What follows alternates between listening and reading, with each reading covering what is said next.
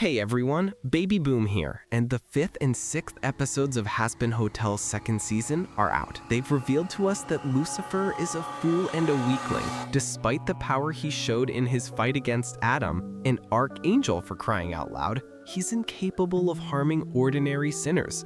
As his punishment, he's forced to powerlessly watch the results of his own actions for millennia, paying the price for his desire to grant humanity free will.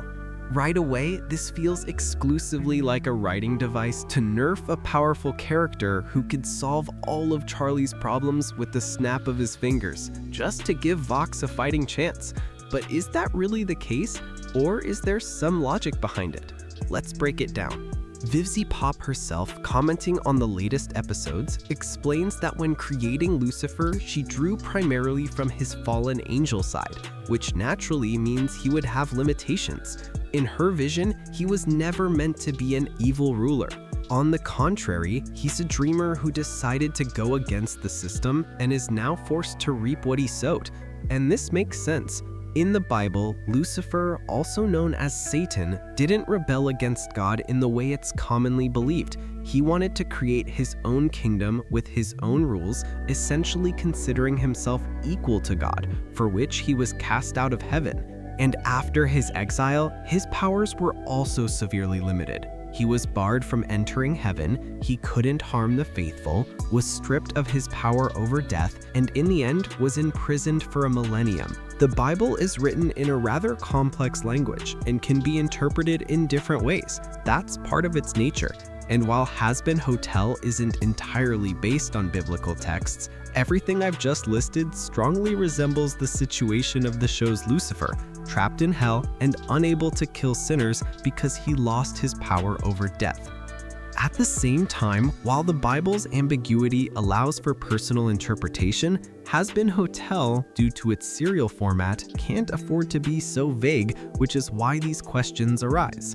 In the first season, we clearly saw that Lucifer can teleport, destroy the surface of hell, transform into various animals, create pocket dimensions, and conjure any object out of thin air.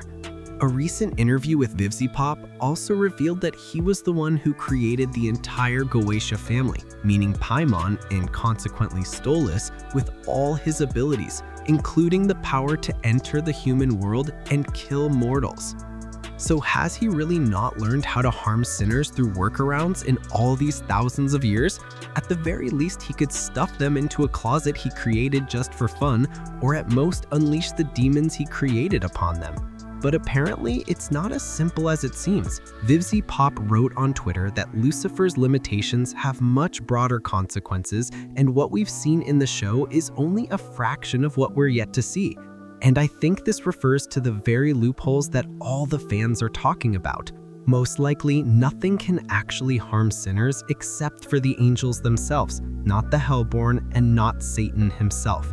After all, you can notice that Pentagram City is predominantly inhabited by sinners. You don't really see many imps, succubi, or hellhounds there. And the main characters of Hell of a Boss only live there because of their work. The native-born demons of hell prefer to live separately from all these overlord power games, holding their meetings in the Ring of Wrath. Most likely, all of them, just like Lucifer, are simply unable to do anything to these sinners, and the best they could do was lock them in the Pride Ring. We shouldn't forget that within this universe, it was the Seraphim who essentially created both humans and the earth. And if in the Bible, God was able to limit Satan as he wished, then here they have the power to limit Lucifer as they see fit. Therefore, it's highly likely he's not just physically unable to strike sinners, but is completely unable to cause them any harm whatsoever. This is his punishment, and the Seraphim obviously anticipated any workarounds. But of course, this doesn't excuse his extremely shameful behavior in front of Vox and his pathetic attempts to flee the scene. But that's a consequence of his overall character. Let's not forget that Lucifer's primary sin is pride, which is why he loves to show off, but whenever he faces insurmountable circumstances, he has always acted like a total wimp. Again, Lucifer isn't a sinister ruler, he's just a dreamer in a state of depression, who in hell has done little more than build an amusement park and put on shows about his rubber ducks. All this time, he's just been having fun, hanging out with sinners, and in reality, the only thing he ever cared about was his family. And with that, everything falls into place, except for one tiny detail. After stripping Lucifer of his ability to harm sinners, the seraphim somehow didn't bother to strip him of the power to kill high-ranking angels. This can only be explained by the calculation that he was locked in hell and, before the exterminations began, simply couldn't get close to celestial beings. After all, his heavenly power wasn't taken away so he could continue his creative endeavors in hell. After all, the seraphim aren't monsters, they only took away his toys. At least, that's the only logical explanation I can think of right now. However, it's this very circumstance that will soon make them pay for their mistake. Vox plans to use Lucifer as a power source for his device, and he will succeed in bringing his plan to life. In the trailer for the second season, we clearly saw a beam of light piercing heaven's defenses and destroying the tower that counted the days to the extermination. This is clearly the result of the very mechanism that Carmilla was working on in the 6th episode. Furthermore, Carmine Industries will obviously equip every sinner willing to fight with an angelic weapon, and I wouldn't be surprised if each of them has to sign a contract with Vox to get one. However, despite how Vox has miraculously managed to overcome every obstacle so far, he has no idea how things really work here. Even though he has his sights set on heaven and the title of God himself, we shouldn't forget that sinners can't even leave the Pride Ring. In fact, Vox can't even conquer all of hell if he wanted to, and I think overcoming this limitation will be not just difficult, but completely impossible.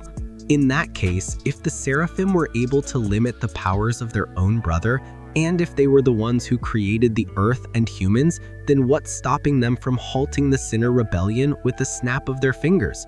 Why not just nerf them like they did to Lucifer? Why are the seraphim even scared of a rising of some demons who can't harm them unless they come down to hell? I'd really like to believe this isn't just a stupid plot hole, but that there's something more behind it. Sarah isn't afraid of the rebellion itself, but of what might follow. According to a recent interview with Vivziepop, God as such doesn't exist in their world.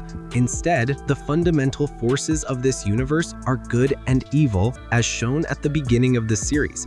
And perhaps a mass uprising of sinners is dangerous because it could awaken evil, feeding it with powerful negative energy.